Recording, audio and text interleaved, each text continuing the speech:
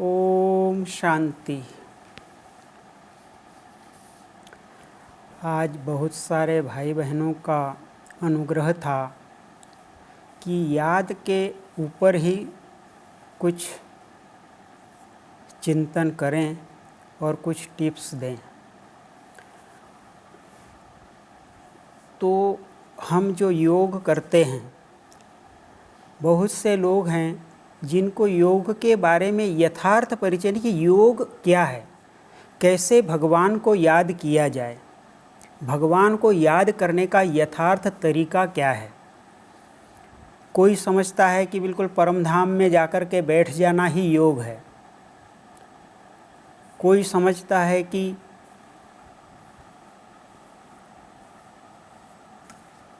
Phone दे दो इधर ये, तो कोई समझता है कि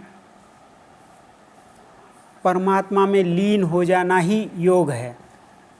लेकिन हम आज आपको अपने अनुभव से और परमपिता परमात्मा शिव बाबा के द्वारा बताई गई विधियों के बारे में बताएंगे।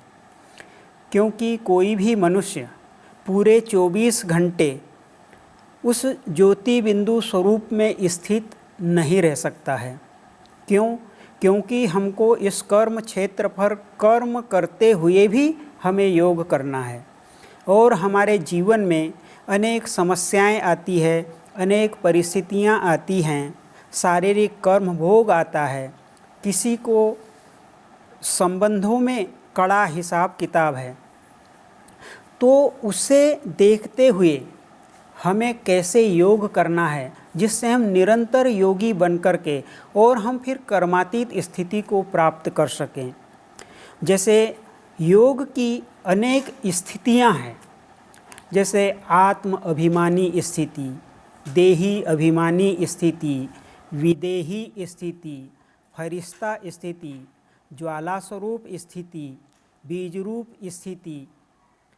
तो ये जो अनेक स्थितियां हैं, ये अलग अलग समय पर हमें इनका अनुभव करना है।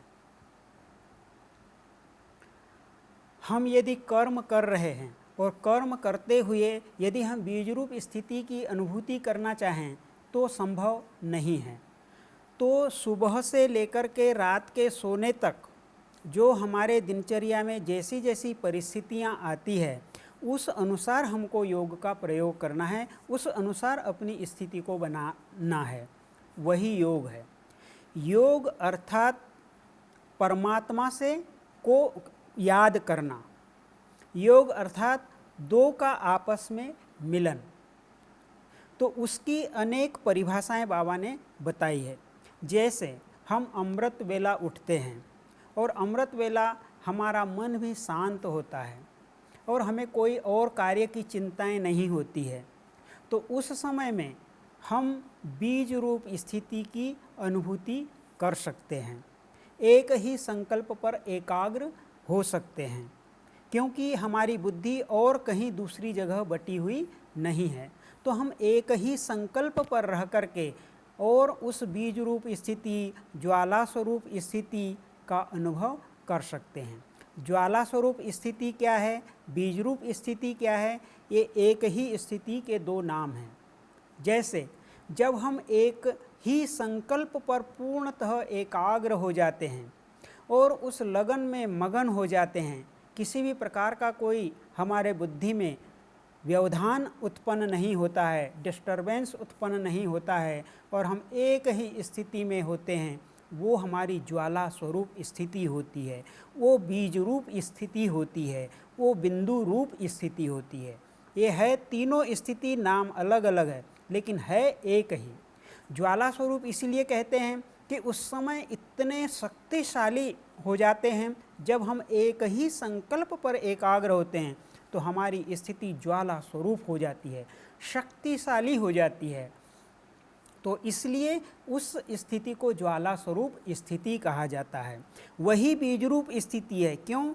क्योंकि हम आत्मा जो है वो ज्योति बिंदु स्वरूप है, पॉइंट ऑफ लाइट है।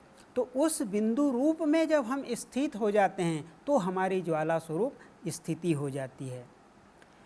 तो ये अलग अलग स्थितियां हैं। अभी जैसे देही अभिमानी स्थिति, देही अभिमानी स्थिति का अर्थ ये है कि मैं इस शरीर में आत्मा हूँ, ये स्मृति रखना देही अभिमानी स्थिति है। और देही अभिमानी स्थिति में आत्मा के सातों गुणों की इमर्ज रूप में होते हैं, इमर्ज रूप में होते हैं। जैसे सुख है, शांति है, आनंद है, प्रेम है, पवित्रता है, ज्ञान है और शक्तियाँ हैं। यदि इन चीज़ों की हमें अनुभूति हो रही है तो हम देही अभिमानी स्थिति में हैं। इसके विपरीत यदि हमारे मन में क्रोध है, ईर्ष्या है, द्वेष है, घृणा है, नफरत है, तो वो हमारी देह अभिमानी स्थिति हो गई। तो ये बात को हमें समझना है। तो जब हम एकाग्र होकर के एक स्थान पर बैठ कर के योग करते हैं, तब हम उस बीज रूप स्थिति, बिंदु रूप स्थिति, ज्वाला स्वरूप स्थिति का अनुभव कर सकते हैं। लेकिन देही अभिमानी स्थिति हमारी 24 घंटे में हर कर्म करते हुए, खाते पीते उठते बैठते हुए हमें देही अभिमानी स्थिति का अनुभव करना है। इस देही अभिमानी स्थिति में अनेक गुण भी होते हैं, जैसे नम्रता का गुण, निरअहंकारिता का गुण, अंतर्मुखता का गुण, प्रसन्नता का गुण। तो ये गुण यदि हमारे अंदर है तो हम देही अभिमानी स्थिति की अनुभूति करेंगे, और यदि ये गुण हमारे अंदर नहीं है तो हम उन देही अभिमानी स्थिति की अनुभूति नहीं कर सकते हैं। तो किसी गुण का अनुभव करना भी देही अभिमानी स्थिति है। अब जैसे हम कर्म करते हैं तो कर्म करते हुए हम क्या स्मृति रखें? यदि हम कर्म कर रहे हैं तो हमारी बुद्धि बटी हुई होती है, तो उस समय तो हम बिंदु रूप स्थिति, बीज रूप स्थिति या ज्वाला स्वरूप स्थिति का अनुभव नहीं कर सकते हैं।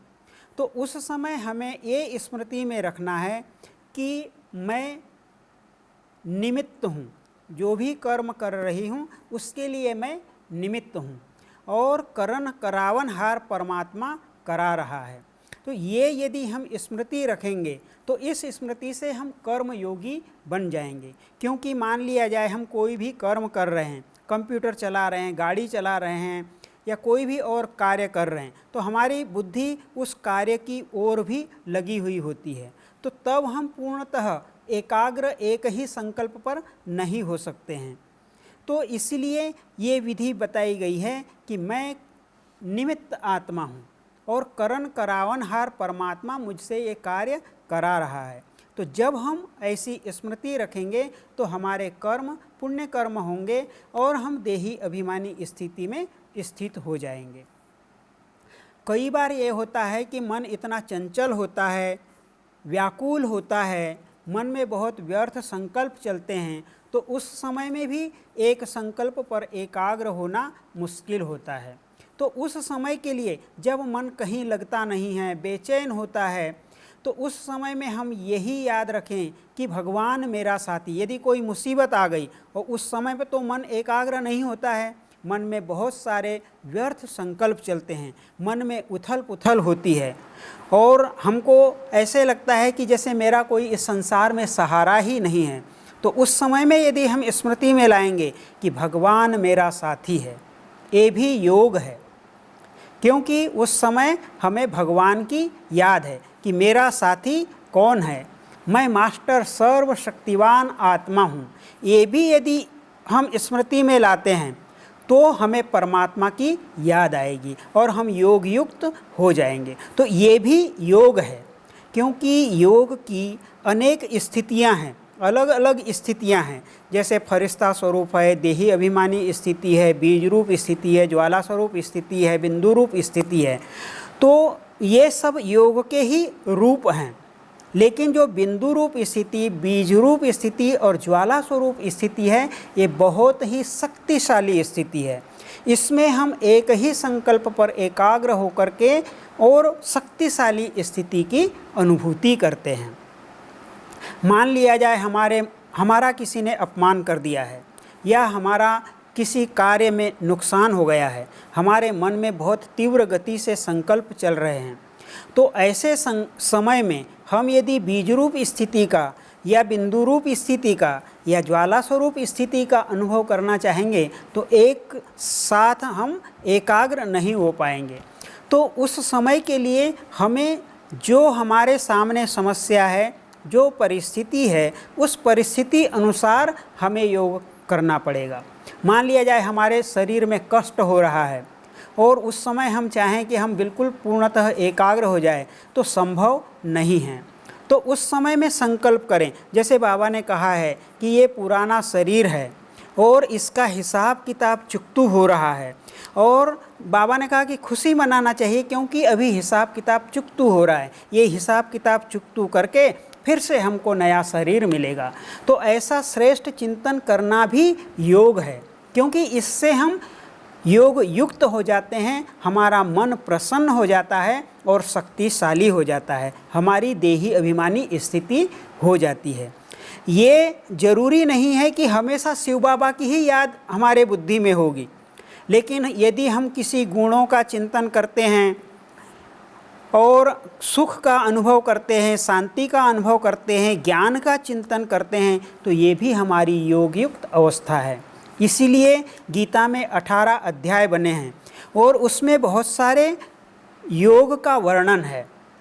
तो उसमें जैसे सांख्य योग है, बुद्धि योग है, कर्म योग है, ऐसे जो अनेक प्रकार के योग हैं, तो वो जैसा समय, जैसी परिस्थिति, उसके अनुसार जब हम परमात्मा को याद करते हैं या ज्ञान का मनन चिंतन करते हैं, तो वो मनन चिंतन करना भी योग है। जैसे कि हमारे द्वारा कोई गलती हो गई, हमसे कोई गलत कर्म हो गया, यदि गलत कर्म हो गया तो यदि हम अपने मन को एकाग्र करना चाहेंगे तो हमारा मन एकाग्र नहीं होता है, फिर हमारे मन में बहुत उथल पुथल मचती रहती है और मन अशांत हो जाता है। तो उस समय में फिर हम कैसे योग लगाएं? क्या हम एकाग्र हो सकते हैं, बिंदु रूप स्थिति की अनुभूति कर सकते हैं? नहीं कर सकते हैं। तो उस समय में हम अपना पोतामेल बाबा को दें, या जैसे बाबा कहते हैं कि तुम मुझे बता दो और माफ़ी ले लो, प्रायश्चित करो। तो यदि हम इसका उपयोग करेंगे कि हमारे द्वारा जो भी गलती हो गई है वो यदि परमात्मा को बताते हैं और प्रायश्चित करते हैं। प्रायश्चित का मतलब क्या है? प्रायश्चित का मतलब ये नहीं कि हाय हाय करना या दुखी होना, वो प्रायश्चित नहीं है, या अपने को दंड देना, भूखा रहना, वो प्रायश्चित नहीं है। प्रायश्चित ये है कि दोबारा हम इस कर्म को होने नहीं देंगे, हम सदा श्रेष्ठ कर्म करेंगे, ये स्मृति रखना, ये है प्रायश्चित करना। कि उसके लिए हम दृढ़ता रखें और अपने को संयम में रखें, ये है प्रायश्चित करना। कई लोग होते हैं कि खाना ही नहीं खाएंगे। अब यदि आप खाना नहीं खाएंगे, भूख लगी है, मन कहाँ से एकाग्र होगा आपका?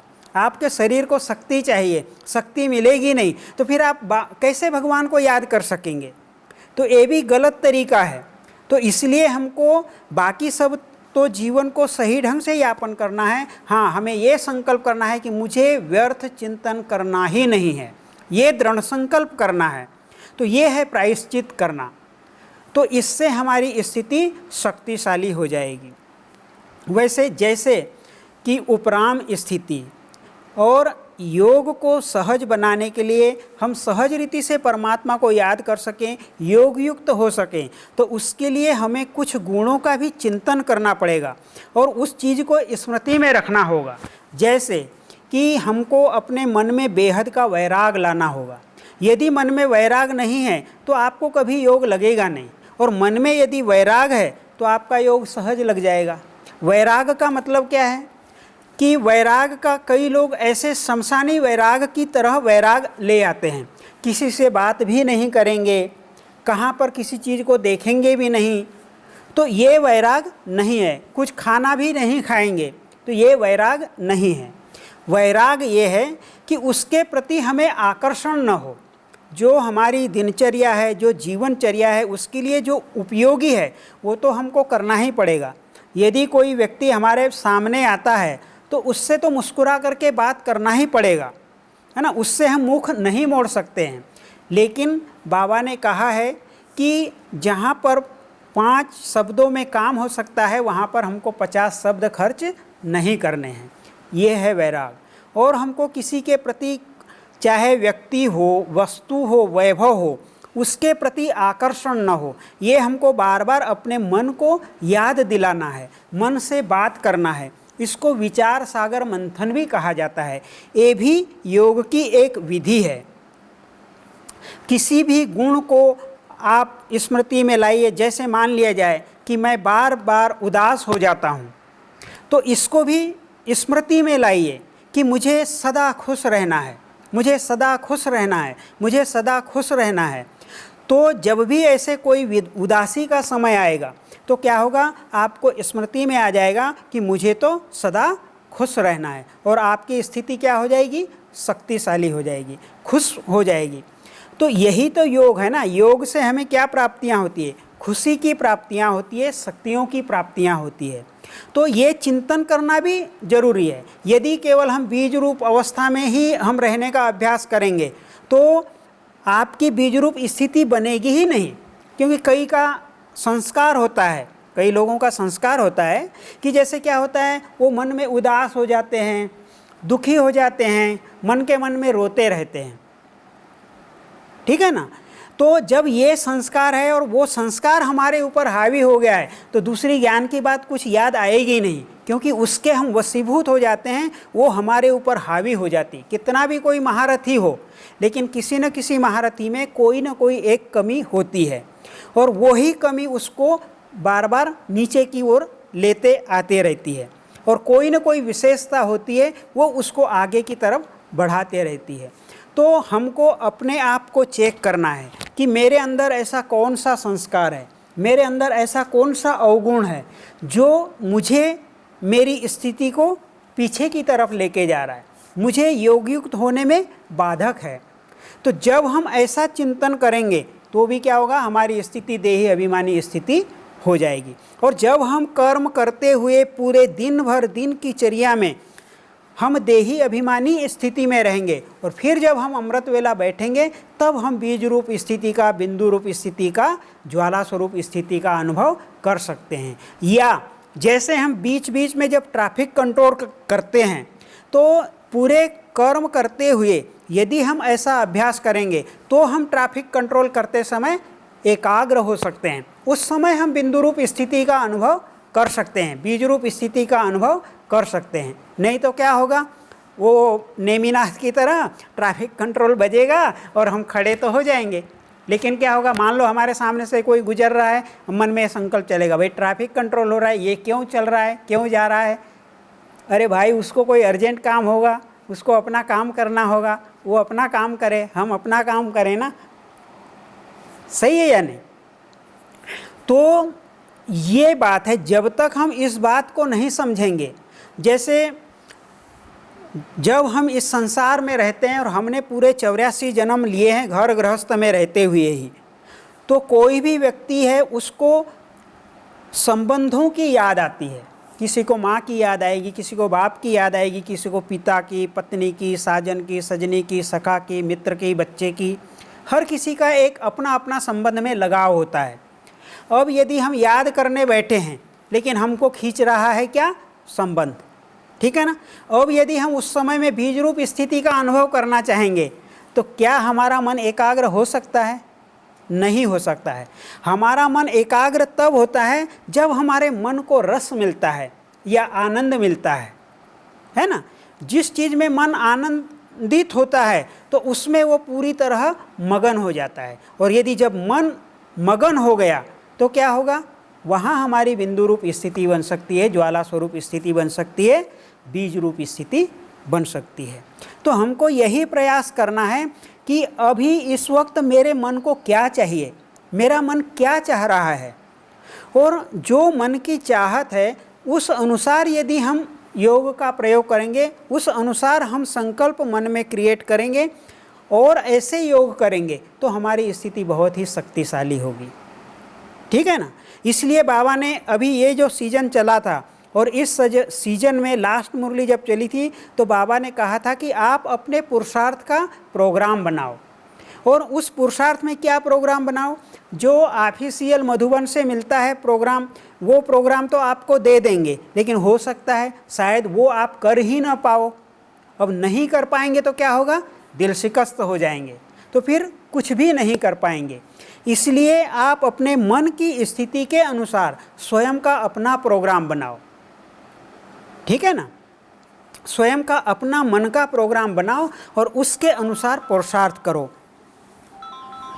तो उसके अनुसार पुरुषार्थ करेंगे तो आपको सफलता मिलेगी। मान लिया जाए अमृत वेले का समय है, अमृत वेले के समय आपको नींद आ रही है। तो नींद आ रही है और आप सोचेंगे, हठपूर्वक आप रोकते रहेंगे नींद को, तो क्या होगा, न आपको नींद होगी और न आपका योग होगा। तो हमको उसके ऊपर चिंतन करना पड़ेगा कि मुझे नींद क्यों आ रही है, क्या कारण हुआ है जो मुझे नींद नहीं आ रही है। तो पहले हमको उसका समाधान करना चाहिए कि नींद क्यों आ रही है। तो नींद न आने के कई कारण हो सकते हैं कि मान लिया जाए कि हमने भोजन ठीक से नहीं किया है, ऐसा गरिष्ठ भोजन कर लिया है जिसके कारण हमारा डाइजेशन ठीक नहीं हुआ, तो भोजन नहीं माना, वो हमको नींद आ रही है अमृत वेले के समय।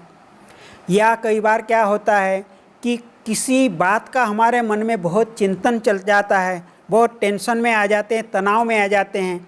यदि हमारी गहरी नींद नहीं हुई है तो हमको सुबह के समय में नींद आएगी। या ऐसा और कुछ कारण हो गया, शरीर में कोई कष्ट है जिसके कारण बार बार नींद खुल गई है, तो हमको नींद माना अमृत वेला आ रही है। तो इसके लिए पहले हमको ये करेक्ट करना है कि अपने खान पान को ठीक करना है, और सोते समय जो है कि पहले अच्छी तरह से बाबा की याद में अच्छा चिंतन करते हुए, शांति की अनुभूति करते हुए यदि हम सोएंगे तो क्या होगा, हमको गहरी नींद आएगी। और जब गहरी नींद आ जाएगी तो अमृत वेला के समय में नींद नहीं आएगी।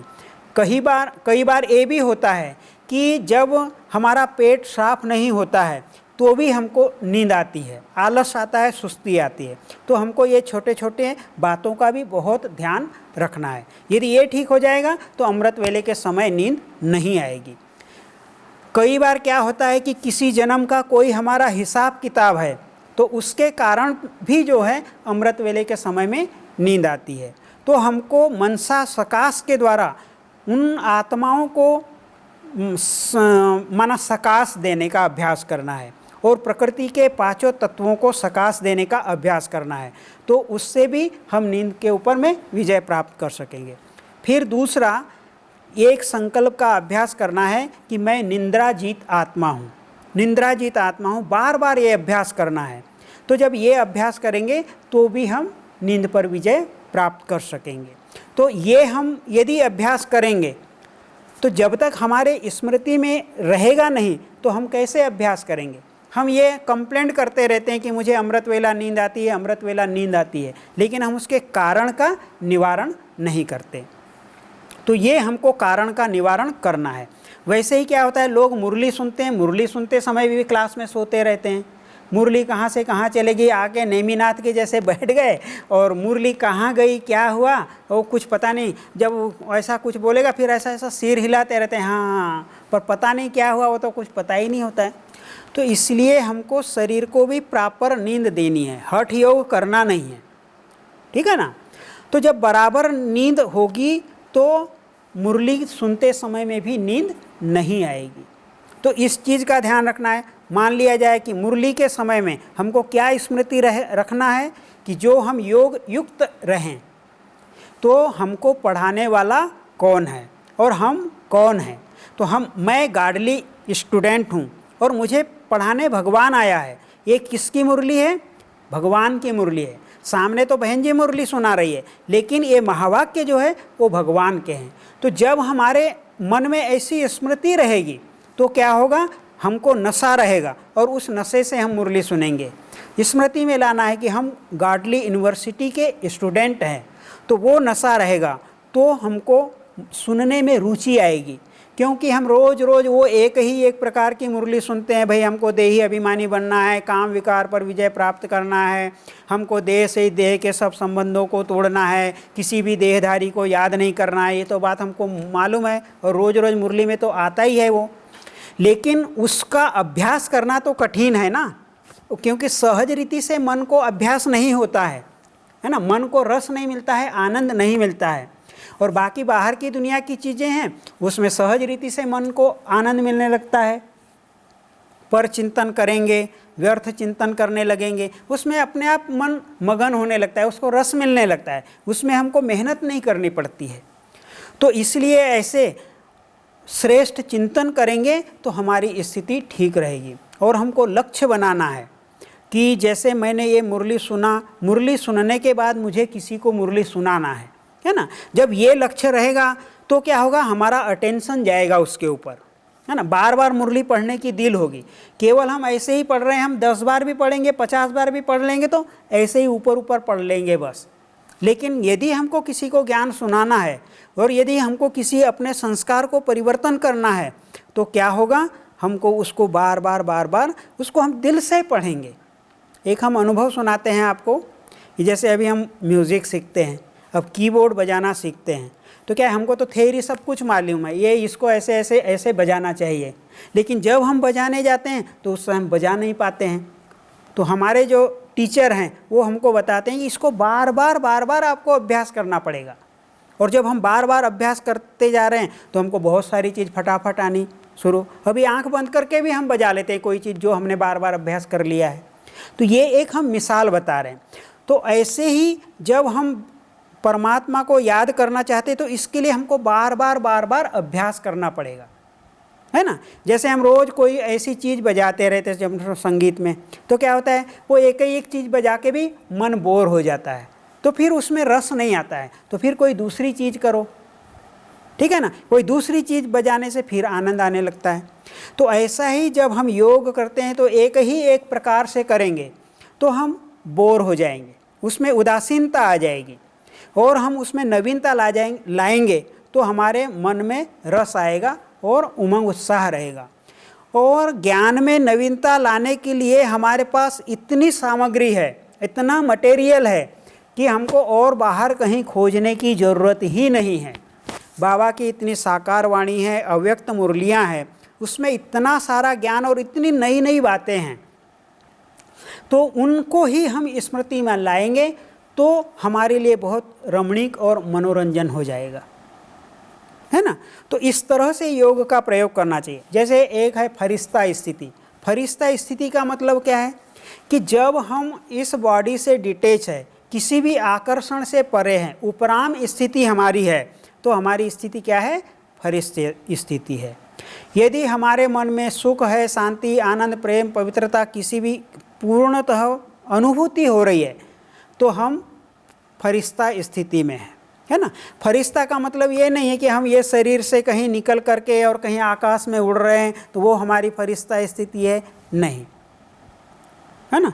फरिश्ता अर्थात इस फर्श की दुनिया से कोई भी रिश्ता ना हो। रिश्ता का मतलब रिश्ता तो हमको रखना पड़ेगा ना, ये संसार में रहते हैं तो रिश्ता तो सबसे रखना पड़ेगा, लेकिन उससे कोई भी अटैचमेंट ना हो।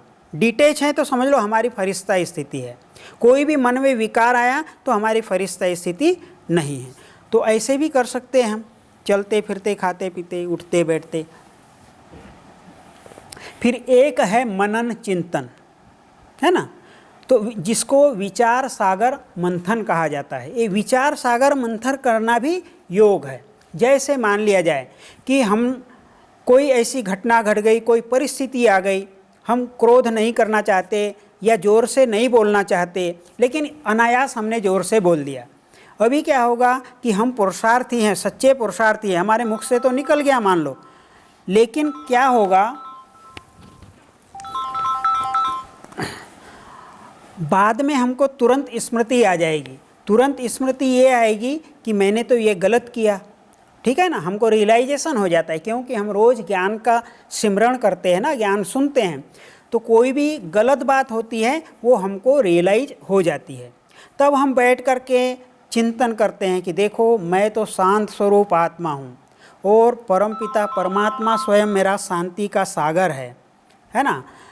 तो जब ऐसे हम अनुभव करते हैं तो क्या होता है, ये है मनन चिंतन, है ना। कोई भी गुण को लाने के, मुझे नम्रता का गुण धारण करना है, ठीक है, कि यदि मैं अहंकार में आता हूँ तो मुझे ही अच्छा फील नहीं होता है, मुझे दुख की अनुभूति होती है, ऐसा लगता है मेरी इज्जत चले गई है। तो बार बार अपने मन को समझाना, है ना, अपने मन से बात करना, तो ये भी क्या है, ये है मनन चिंतन। दूसरा, परमात्मा के गुणों का चिंतन करना, अपने भी गुणों का चिंतन करना, तो ये है मनन चिंतन। और इसमें जो है कि जैसे हमने बताया था आपको कि सर्व संबंधों से हमको याद करना, है ना, सर्व संबंधों से याद करना। तो जब हम पढ़ाई पढ़ते हैं तो उस समय हम टीचर के रूप में याद करते हैं, है ना, कि मुझे पढ़ाने वाला कौन है, जिसके लिए कहते हैं गुरुर् ब्रह्मा गुरुर्विष्णु गुरुर्देवो महेश्वर गुरु साक्षात परब्रह्म तस्मै श्री गुरुवे नमः। माना जो गुरुओं का भी गुरु है, जो साक्षात परब्रह्म स्वरूप है, ज्योति बिंदु स्वरूप है, वो मेरा परम सद्गुरु है, परम शिक्षक है, परम पिता है ना। वो मुझे आकर के शिक्षा दे रहा है, कितनी श्रेष्ठ शिक्षा दे रहा है, मनुष्य से देवता बनाने की शिक्षा दे रहा है ना। तो ऐसा श्रेष्ठ चिंतन करना भी योग है ना। कई बार बाबा कहते हैं कि तुम मुझे याद करो और वर्षे को याद करो, ठीक है ना। वर्षे को याद करना माना क्या है, बताएंगे?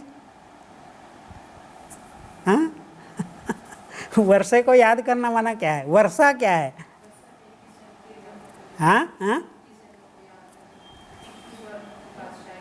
हाँ, एक तो 21 जन्म की बादशाही मिलती है, सतयुग में हमको जन्म मिलता है, सतयुग की बादशाही मिलती है, ये भी वर्षा है। लेकिन और भी दूसरा है, वर्षा बाबा जो कहते हैं ना, वास्तव में उसको नहीं कहते हैं।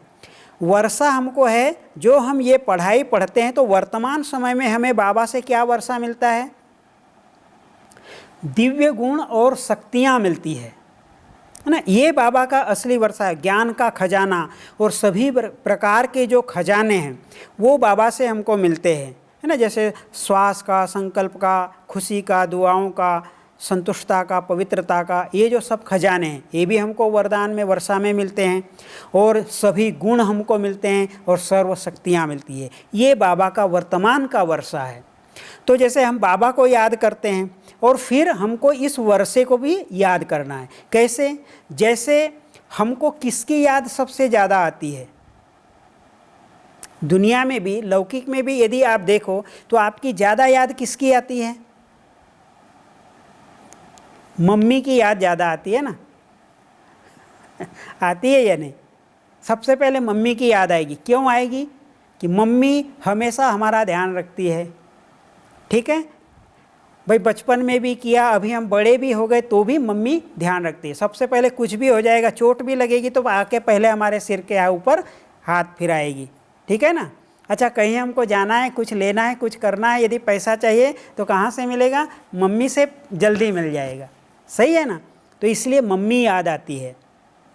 तो वैसे ही क्या है, क्यों मम्मी याद आती है? क्योंकि उससे हमको क्या प्राप्ति हो रही है ये हमको ज्ञान है, ठीक है ना। और उससे हमारा क्या संबंध है ये भी ज्ञान है। तो जैसे हम परमात्मा को ये याद करेंगे कि परमात्मा से हमको क्या प्राप्तियां होती है ना, और उसका हमारा संबंध क्या है, तो इस रूप में भी याद करेंगे तो ये भी हमारी याद है ना। जैसे अभी किसी को देख करके, कोई देहधारी को देख करके उसकी बहुत याद आती है, तो उसके कोई गुण हमको अच्छे दिखाई देते हैं, है ना। कोई हमारा मित्र होता है, फ्रेंड होता है, उसको हम अपने पास बैठाना पसंद करते हैं, उसके अपने साथ रखना पसंद करते हैं। क्यों पसंद करते हैं? क्योंकि उसके अंदर कोई ना कोई अच्छा गुण है। उसमें सरलता का गुण है, नम्रता का गुण है, निरहंकारिता का गुण है, उसके अंदर सादगी है ना। वो हमको बहुत अच्छी लगती है, तो हमको लगता है नहीं, हम हमेशा इसके साथ में रहे।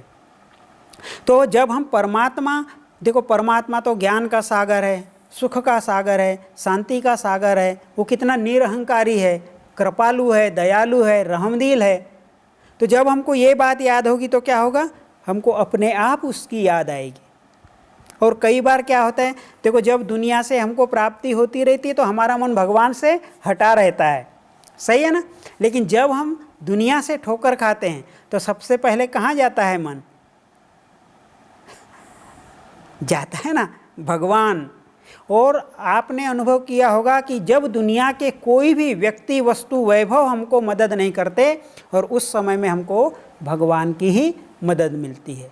अभी तो हमको ज्ञान है, हम ज्ञान से भगवान को याद करते हैं, लेकिन जब हमको ज्ञान नहीं था, भक्ति में थे हम, तो क्या होता था, कोई ना कोई मंदिर में जाते थे, कोई देवी देवता को याद करते थे, पूजा पाठ करते थे, मंत्र का जाप करते थे, तो उससे भी हमको शक्ति की अनुभूति होती थी और मदद की अनुभूति होती थी, हम विघ्नों से पार हो जाते थे। तो वैसे ही यहाँ पर भी जब हम परमात्मा को इस तरह से याद करेंगे तो ये सब चीज़ याद ही है। आज हमारा टॉपिक क्या है कि याद क्या है, भगवान को याद करने का तरीका क्या है। हम इसलिए ये बातें बता रहे हैं क्योंकि लोग क्या समझते हैं कि केवल ज्योति बिंदु स्वरूप में याद करना ही भगवान को याद करने का तरीका है, बिंदु रूप में स्थित हो जाना ही भगवान को याद करने का तरीका है, या ज्वाला स्वरूप स्थिति में स्थित हो जाना ही भगवान को याद करने का तरीका है।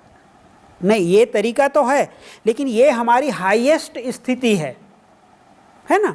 और ये हमेशा ये स्थिति नहीं रहती है, ये क्षणिक, मिनट, 2 मिनट, 5 मिनट के लिए हमारी ऐसी स्थिति होगी। जैसे अशरीरी स्थिति है। अशरीरी स्थिति का मतलब क्या है कि इस शरीर में रहते हुए भी इन कर्मेंद्रियों का हमारे ऊपर कोई प्रभाव न हो। जब हम अपने एक ही संकल्प पर एकाग्र हो जाते हैं तो हमको सब मालूम है, हमारे सामने कौन आया, क्या गया, इधर आवाज़ आई, सब चीज़, लेकिन हमारा उस तरफ आकर्षण नहीं जाता। कोई सुंदर व्यक्ति, वस्तु, वैभव भी हमारे सामने आ गया, लेकिन उसको देखने की हमारी दिल नहीं होती है। कोई बाहर कोई अच्छा संगीत बज रहा है, कोई अच्छी बात भी बोल रहा है, लेकिन उसके ऊपर सुनने की हमारी दिल नहीं जा रही है। हम परमात्मा के प्यार में बिल्कुल खोए हुए हैं। तो ये क्या है, ये हमारी अशरीरी स्थिति है कि कर्मेंद्रियों का हमारे ऊपर कोई भी प्रभाव नहीं है, उनके आकर्षण का हमारे ऊपर कोई प्रभाव नहीं है, कंट्रोल में है वो। तो ये होती है अशरीरी स्थिति। इसमें ये नहीं है कि आप मन कहीं खो जाएंगे और आपको पता नहीं होगा। आपको पता होगा कि मैं इस शरीर में हूँ, इधर खुजली हो रही है, दर्द हो रहा है, तो भी आपको पता पड़ेगा कि हाँ इधर हो रहा है, लेकिन आपको हाथ उठा के खुजली करने की भी दिल नहीं होगी जब आपकी अशरीरी स्थिति होगी। ये अनुभव की बात है, हम अनुभव की बात बता रहे हैं आपको, है ना। तो ये ऐसी अलग अलग स्थितियाँ हैं। किसी बहन ने हमको पूछा कि हमको जो है जब भी बैठते तो हमको ऐसा झिलमिलाता वो तारा दिखाई देता है, तो क्या ये योग है, ये पावरफुल योग है? तो बाबा ने कई बार कहा है कि कोई भी चीज़ ऐसे दिखाई देना या कोई साक्षात्कार होना, ये कोई योग नहीं है, ठीक है ना। और इसकी कोई हमको आस भी नहीं रखनी है। योग क्या है, जब हम परमात्मा को याद करते हैं या हम अपने आत्मिक स्वरूप में स्थित होते हैं या ज्ञान का चिंतन मनन करते हैं, तो हमें शक्ति की अनुभूति होनी चाहिए, हमारा विल पावर बढ़ना चाहिए, हमारे मन में खुशी आनी चाहिए, हमारी स्थिति शक्तिशाली होनी चाहिए। तो समझ लो आप योग युक्त हैं, आपका योग बिल्कुल सही है ना। जब हम श्रेष्ठ चिंतन करते हैं, सकारात्मक चिंतन करते हैं। बाबा ने कई बार कहा है कि जैसे आप साक्षात्कार करते हो, सतयुग के सीन सीनरी देखते हो, कोई परमधाम के भी सीन सीनरी देखते हो, तो ये सब तुम्हारा टाइम वेस्ट है। और कई बार बाबा कहते हैं कि तुम मुक्ति को याद करो, जीवन मुक्ति को याद करो। तो मुक्ति को याद करो माना परमधाम को याद करो। तो परमधाम का स्वरूप कैसा होगा, क्योंकि उस समय हम चेतना में हैं, है ना।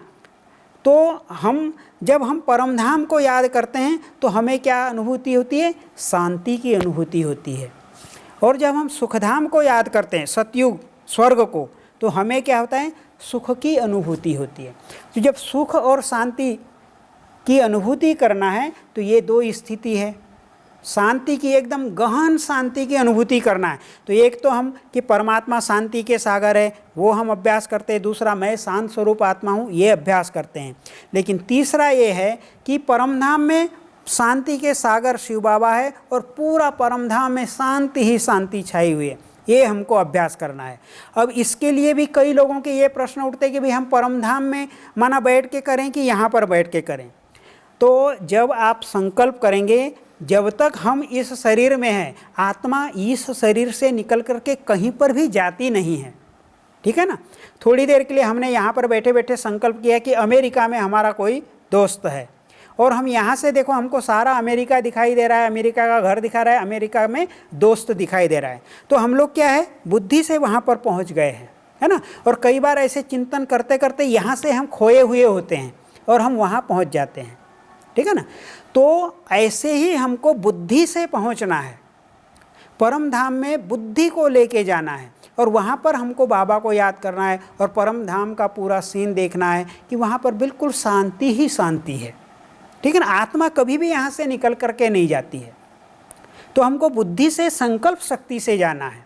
ऐसे ही जब हम सुखधाम में को याद करते हैं तो सुखधाम में भी कोई हम आत्मा थोड़ी हमारी जाएगी, हमको बुद्धि से ही जाना है, वहाँ के सीन सिनेरी क्रिएट करना है अपने मन में। तो उससे क्या होगा, हमको सुख की अनुभूति होने लगेगी। तो इस तरह से जो है हम याद कर सकते हैं, ये याद करने का सहज तरीका है। अभी भी बहुत सारी बातें बची हुई है, फिर हम दूसरी और क्लास करेंगे तो फिर उसमें और भी बताएंगे कि और योग का प्रयोग करने के बारे में भी बताएंगे, और कैसे समय पर कौन सा संकल्प लेकर के कौन सा अभ्यास करें वो भी बताएंगे। और स्वमान का अभ्यास करना ये भी योग है। तो हमने कुछ नोट्स निकाल कर रखे हैं, क्योंकि ये लाइन से पढ़ो तो वो सुनाओ तो याद नहीं रहता है लाइन से, इसलिए हम ऐसे सुना देते हैं। जैसे आत्म अभिमानी स्थिति, दूसरा है अशरीरी अवस्था, फिर योग अग्नि यानी ज्वाला स्वरूप स्थिति। इसके लिए हमको क्या करना पड़ेगा, एकाग्रता का अभ्यास करना पड़ेगा। और बिंदु रूप स्थिति, इसके लिए भी जब हम एक ही संकल्प पर एकाग्र हो जाएंगे तो ये बिंदु स्वरूप स्थिति और ज्वाला स्वरूप स्थिति की अनुभूति होगी। फिर है डबल लाइट स्थिति। तो डबल लाइट स्थिति का मतलब क्या है कि आत्मा भी और ये शरीर भी, आत्मा भी लाइट और ये शरीर भी लाइट का, है ना, प्रकाश का शरीर जिसमें फरिश्ता स्वरूप हम अनुभव करते हैं। तो ये हमारी डबल लाइट स्थिति है। इसमें हमारे मन में किसी प्रकार का भी कोई चिंता, भय आदि संकल्प नहीं होते। तो ये है हमारी डबल लाइट स्थिति, निश्चिंत अवस्था, बेफिक्र बादशाह अवस्था जिसको हम कहते हैं। कर्मयोगी स्थिति, कर्म यानी कर्म करते हुए भी उस कर्म के प्रभाव में उसमें अटैचमेंट न हो, है ना, और कि करण करावन हार करा रहा है, मैं निमित्त होकर के कर्म कर रही हूँ, ये स्मृति रहे। फिर है राजयोग। राजयोग माना कि इन कर्मेंद्रियों का राजा बनकर के योग करना, कि मैं स्वराज अधिकारी आत्मा हूँ और ये कर्मेंद्रियाँ मेरे अधीन है, मैं अकाल तख्त नसीन आत्मा हूँ। फिर उपराम अवस्था।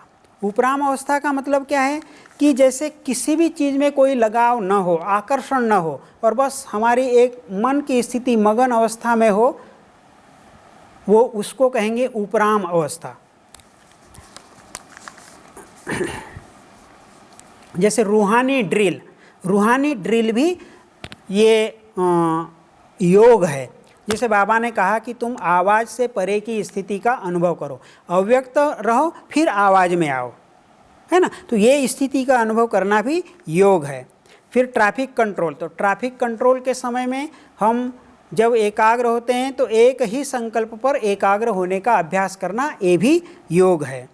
और जब हम कमेंट्री करते हैं तो कमेंट्री भी योग है, क्योंकि कमेंट्री में क्या करते हैं, हम अपने मन को समझाते हैं, मन से बातें करते हैं, परमात्मा से बातें करते हैं, इसको मनन चिंतन कहा जाता है। तो ये भी योग है। स्वमान का अभ्यास, ये भी योग है। प्राप्तियों को याद करना, सर्व संबंधों को याद करना, ये भी सब जो है योग ही है। भगवान से दिल की बातें करना, ये भी योग है। मनसा सकाश देना, ये भी योग है। 5 स्वरूपों का अभ्यास करना, है ना, ये तो भूल गए थे हम बताना। तो 5 स्वरूपों का अभ्यास करना, ये भी योग है ना। और जैसे बाबा ने कहा कि मन मना भव मध्याची भव, तो मन मेरे में लगाओ, माना जब हम बाबा को याद कर रहे हैं तो ये मन मना भव स्थिति हो गई। मध्याची भव वाली कौन सी स्थिति है, बताएंगे आप? पता है? हाँ, सतयुग को याद करना यानी जो मुक्तिधाम जीवन मुक्ति को याद करना, ये है मध्याची भाव। बाप के गुण और कर्तव्यों को याद करना और अपने भी गुण और कर्तव्यों को याद करना, है ना। जैसे दिखाते कि मेरा नाम क्या है, मेरा रूप क्या है, मेरा कर्तव्य क्या है, मेरा धाम क्या है, ये चीज़ों को स्मृति में लाना, ये भी योग है। जैसे करण करावन हार की स्मृति रखना, है ना, ये भी, मैं निमित्त आत्मा हूँ, ये भी। दूसरा होता है ड्रामा की स्मृति रखना, है ना। जैसे कोई ऐसी घटना घट गई और उस समय आप योग युक्त नहीं हो सकेंगे, लेकिन उस समय यदि आप ड्रामा को याद करेंगे कि ड्रामा कल्याणकारी है, तो वो भी योग है। और साक्षी दृष्टा स्थिति कि जैसे कोई घटना घटित हो गई, अब हम वहाँ कुछ कर ही नहीं सकते, हमारा अपमान हो गया, अपमान को सहन करना ही पड़ेगा, कुछ नुकसान हो गया, वहाँ सहन करना ही पड़ेगा, तो वो हो गई साक्षी दृष्टा स्थिति। तो वो भी जब हम मन में ऐसा चिंतन करते रहेंगे तब हमारी ऐसी स्थिति बनेगी, तो ये भी योग है। और योग युक्त रहने के लिए, योग को सहज बनाने के लिए हमको 2-3 बातों का बहुत ध्यान रखना है। एक तो जो है कि मौन का अभ्यास करना है, दूसरा अंतर्मुखी रहना है, तीसरा वैराग्य अपने मन में लाना है ना, और सदा संतुष्ट रहने का अभ्यास करना है, सदा खुश रहने का अभ्यास करना है। और दुख देना भी नहीं है, दुख लेना नहीं। बाबा ने आज कहा है कि आप कितना भी योग करते रहो, लेकिन दुख नहीं देते हो कोई बात नहीं, लेकिन किसी ने दुख दिया और दुख ले भी लिया तो भी आप योग युक्त नहीं हो सकते। तो उस समय हमको चिंतन करना पड़ेगा, बार बार अपने मन को समझाना पड़ेगा कि मुझे सदा खुश रहना है, सदा सुखी रहना है, ठीक है ना। तो ये भी योग है, क्योंकि ये ऐसे चिंतन करने से फिर हमारी स्थिति ऐसी चिंतन करते करते करते फिर शक्तिशाली स्थिति होती है। तो इस तरह से योग करेंगे तो सारे संशय मिट जाएंगे और सारी परिस्थितियां मिट जाएगी और आपकी स्थिति बहुत शक्तिशाली हो जाएगी। तो कभी भी ये नहीं सोचना चाहिए कि 24 घंटा हमारी एकदम शक्तिशाली स्थिति ही हो, ऐसा संभव नहीं है। तो जैसी परिस्थिति वैसे अपने मन को मनाना पड़ेगा, वैसे संकल्पों को स्मृति में लाना पड़ेगा और योग करना पड़ेगा, तो हमारी शक्तिशाली स्थिति हो जाएगी। अच्छा, ओम शांति, ओम शांति।